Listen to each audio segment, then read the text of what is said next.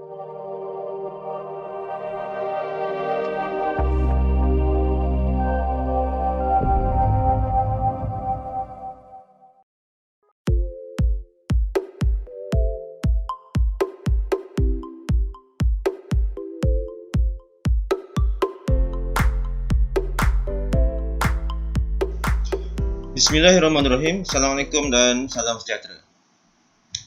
Saya akan cuba membicarakan dan membuat ulasan sebuah buku yang berjudul Trump vs. China. Trump vs. China. Dan buku ini telah ditulis oleh Gingrich, salah seorang mantan think tank Amerika Syarikat. Dan buku ini saya beli di sebuah kedai buku di Senai Airport. Okey, baik.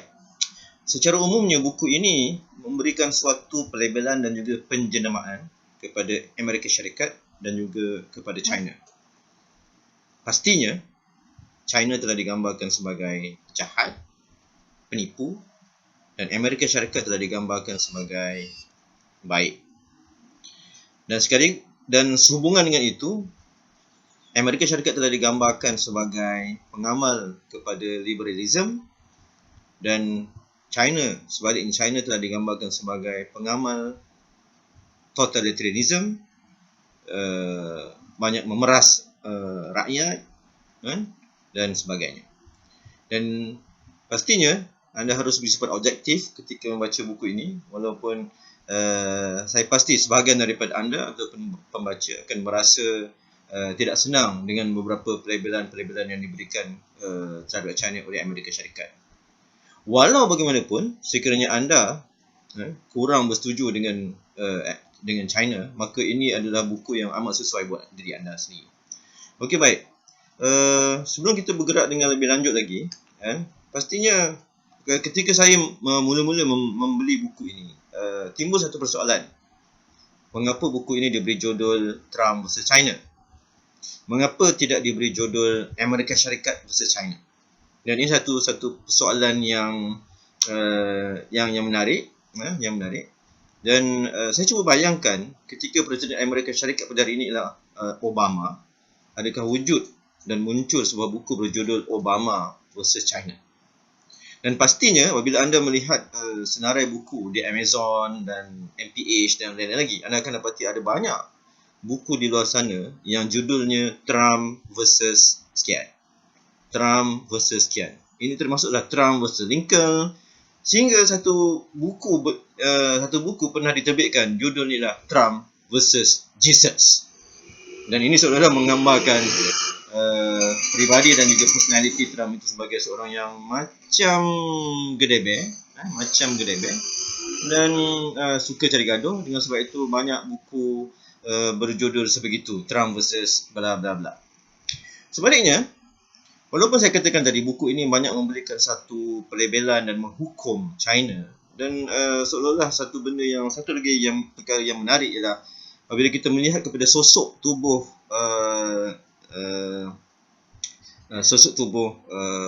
pemimpin CCP atau Parti Komunis China, Xi Jinping, kita dapati bahawa sosok tubuh Trump dan Xi Jinping jauh berbeza.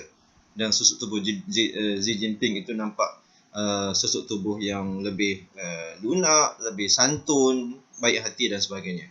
Bagaimanapun dalam buku ini pastinya penulis Gingrich telah memberikan satu penghukuman, pelabelan dan juga penjenamaan negatif terhadap Xi Jinping, CCP dan seluruh negara China itu sendiri. Okey, baik.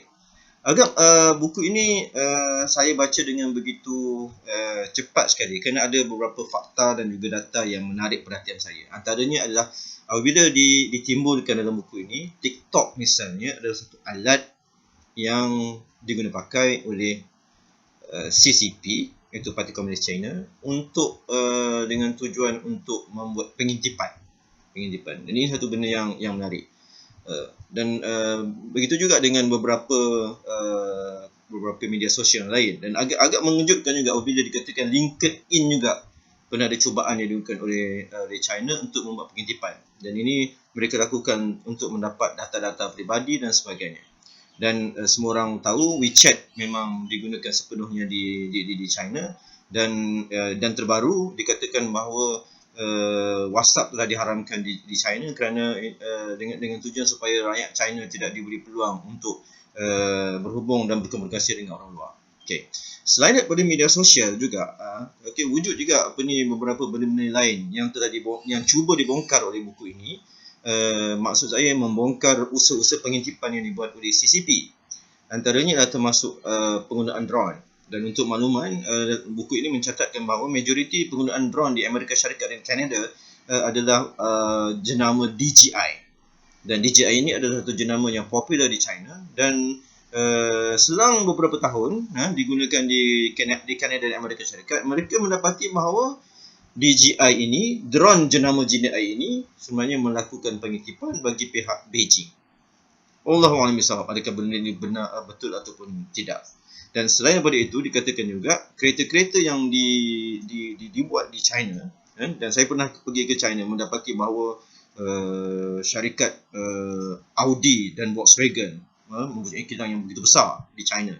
Dan apa yang cuba dibongkar dalam buku ini dapati bahawa kereta-kereta yang dibuat di sana juga dipasangkan alat khas tracking, tracker kepada mana-mana mereka menggunakan. Malah kereta-kereta percuma, maksud saya kereta-kereta percuma yang menggunakan minyak, macam minyak subsidi gitu, itu juga dipasang tracker supaya boleh mengetahui ke manakah pemandu kereta itu berada. Okey, baik. Ini adalah beberapa contoh yang yang cuba dibongkar oleh buku ini, dan pastinya buku ini juga cuba turut membongkar bagaimana kerajaan China juga telah membuat beberapa penipuan.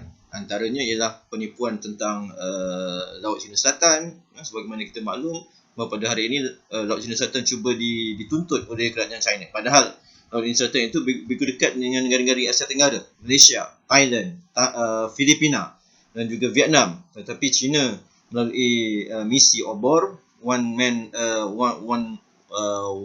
Belt and One Road, nampaknya begitu gairah sekali untuk menakluki dan menguasai dunia. Okey, baik. Akhirnya saya mendapati bahawa salah satu pandangan dan cadangan oleh penulis kepada kerajaan Amerika Syarikat ialah minta kepada kerajaan Amerika Syarikat untuk fokus kepada teknologi yang berkaitan dengan media sosial ini. Beliau memandang bahawa teknologi angkasa lepas itu satu hal, tetapi fokus kepada teknologi internet, teknologi media sosial adalah satu benda yang mustahak dalam konteks peperangan perdagangan, trade war antara China dan Amerika dan juga Amerika Syarikat. Dan Gingrich cuba memaklumkan kepada kita bahawa teknologi 5G sudah pun hampir dikuasai sepenuhnya oleh kerajaan China. Dan beliau memberikan satu tamsilan yang begitu menarik untuk membandingkan antara 5G dan 4G. Diibaratkan teknologi 4G adalah sekadar menggunakan typewriter ataupun mesin type, dan teknologi 5G menggunakan komputer. Dan sebab itulah Gingrich melihat bahawa begitu pentingnya Amerika Syarikat. Sekiranya Amerika Syarikat mahu menang di dalam peperangan ini, Amerika Syarikat seharusnya memberikan penumpuan yang lebih khusus dalam mengembangkan teknologi internet, khususnya teknologi 5G ini. Okey, baik. Jadi dalam senario yang ada sekarang, COVID-19 terutamanya, anda boleh melihat siapakah sebenarnya yang rebah dan siapakah pula yang menang di dalam pertarungan dan juga peperangan ini, sama ada Amerika Syarikat ataupun China, ataupun dua-dua tidak rebah dan tidak menang, malangnya orang-orang lain ataupun negara lain seperti negara kita pula yang rebah, ataupun mungkin kita juga yang akan menang. Okey, sekian dulu daripada saya. Kita jumpa lagi. Assalamualaikum, dan tahniah kepada perpustakaan yang menganjurkan ruangan sesi ini, sesi bicara buku ini. Jumpa lagi.